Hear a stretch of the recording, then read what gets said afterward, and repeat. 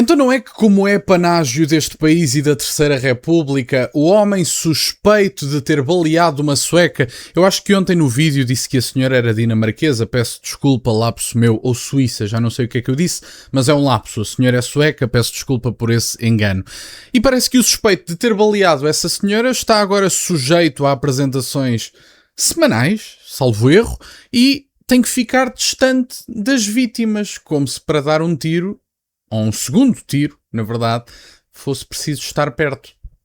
Este país é uma república das bananas e este senhor foi presente a juiz, salvo erro, e está solto neste momento. Vamos ver a notícia e ver reações de Carlos Moedas, que reagiu e bem com indignação, e Pedro Marcos Lopes chamou-lhe populista, porque Carlos Moedas reagiu mal ao facto de um suspeito que provavelmente terá baleado esta senhora e está solto.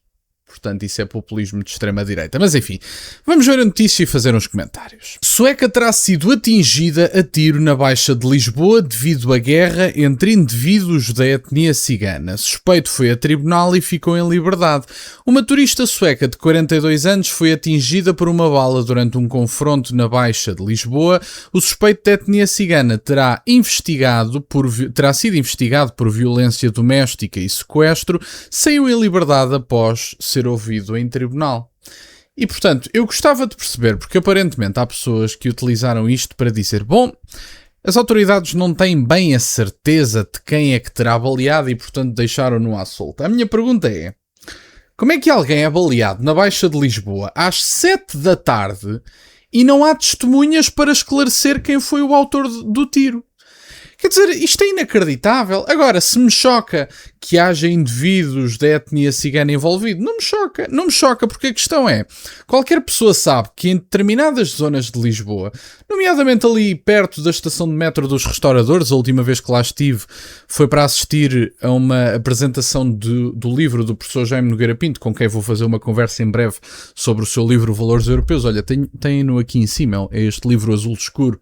Apresentação feita por Miguel Morgado, já não me recordo no nome da sala, mas foi ali perto, eu sei que saí no metro dos Restauradores, e perto do metro dos Restauradores há literalmente indivíduos da etnia cigana a vigiar cruzamentos das ruas para alertar outros dentro dessas ruas que estejam eventualmente a fazer coisas, enfim, pouco recomendáveis legalmente, vamos dizer assim.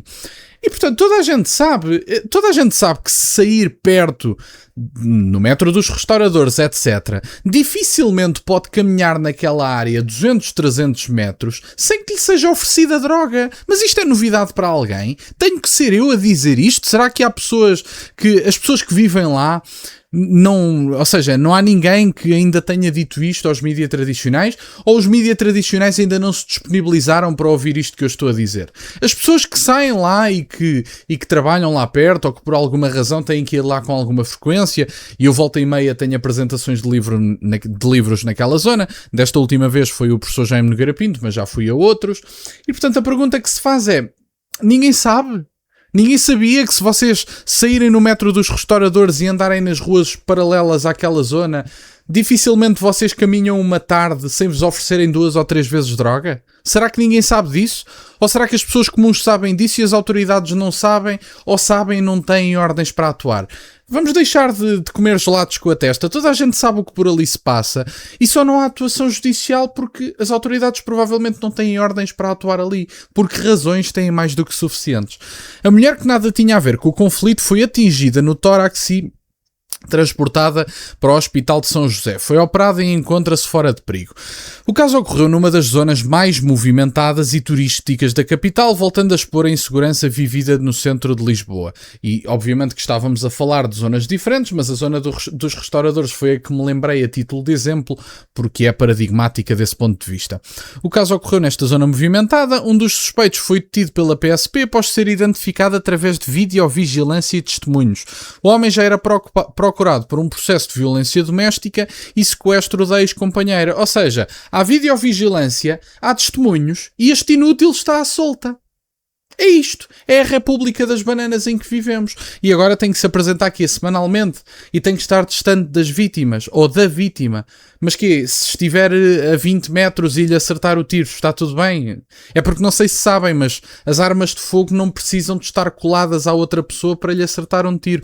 Eu não sei, isto às vezes parece que... Lá está. E esta é uma sensação que eu tenho tido em relação às questões migratórias, às questões da corrupção, etc.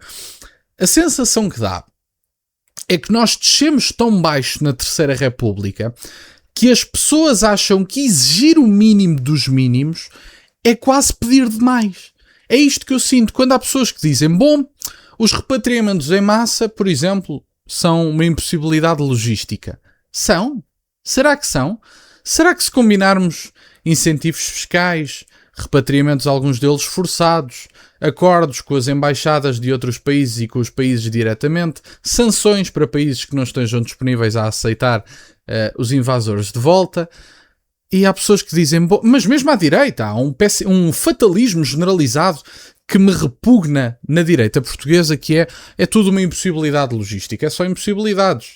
Neste país que explorámos o mundo, descobrimos metade deste planeta, bom, só há impossibilidades hoje em dia. Estamos literalmente numa das fases mais fáceis de fazer alguma coisa deste género. É só impossibilidades logísticas. Neste caso, manter este homem preso era uma impossibilidade judicial?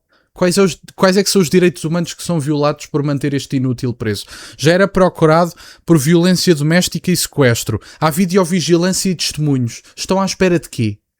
É porque é cigano? Ou porque supostamente é cigano? Não sei se é cigano, se não conheço o indivíduo, não vi as imagens, não fui testemunha. Mas é por ser cigano, não pode estar preso? Qual é que é a dificuldade? Há videovigilância e testemunhos. Estão à espera do quê? Apresentações semanais?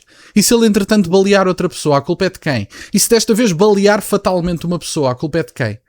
Não sei, honestamente este país é uma coisa indescritível. Apesar das suspeitas de envolvimento no confronto, foi presente a tribunal e saiu em liberdade, ficando apenas obrigado a afastar-se das vítimas e a apresentar-se 2 vezes por semana numa esquadra. Portanto, afastar-se das vítimas, se calhar afasta-se o suficiente e dá um tiro à distância. O que é que acham? Parece-vos bem esta medida de coação? Inacreditável.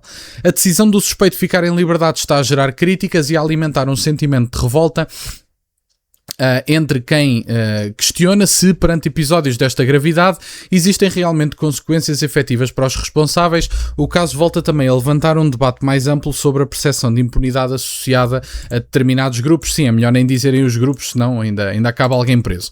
Vamos só ver agora a reação de Pedro Marcos Lopes à indignação de Carlos Moedas face a esta decisão, porque é simplesmente adorável. Pedro Marcos Lopes, isto é no X, foi-me enviado este print que eu acho que é espetacular.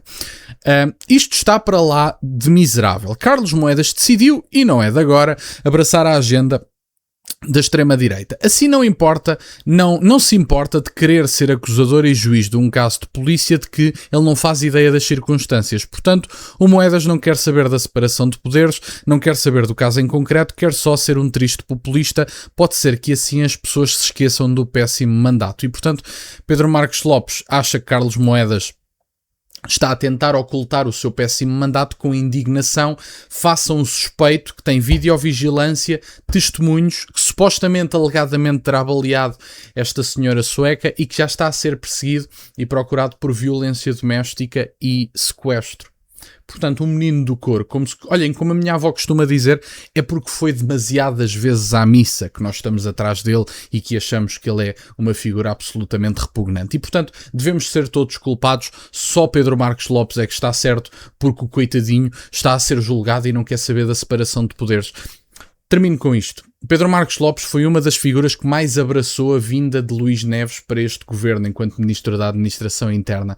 Onde é que andava a preocupação de Pedro Marcos Lopes quando o ex-diretor da PJ, com informação claramente privilegiada, foi para Ministro da Administração Interna, sendo absorvido por um Primeiro-Ministro que provavelmente também estava a ser investigado, ou foi, e Luís Neves tinha informação privilegiada? Não sei.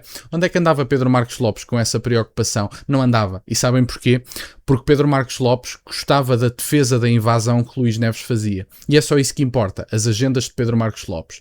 Porque é um inútil, que nunca fez nada da vida e que acha que temos que ser todos empáticos, mas é com o dinheiro dos outros. Porque o Pedro Marcos Lopes podia ser empático com o seu dinheiro, o dinheiro que recebe de comentador e outras tretas que faça, podia receber um conjunto de invasores em sua casa, não recebe. Utilize o seu dinheiro para praticar a sua empatia e deixe o dinheiro dos outros. E com o dinheiro dos outros refiro-me evidentemente aos descontos dos contribuintes, porque eu não tenho que estar a pagar alojamento, alimentação e outras coisas de invasores.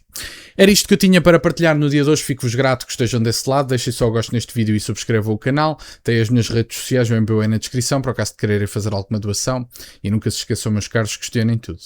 Até à próxima.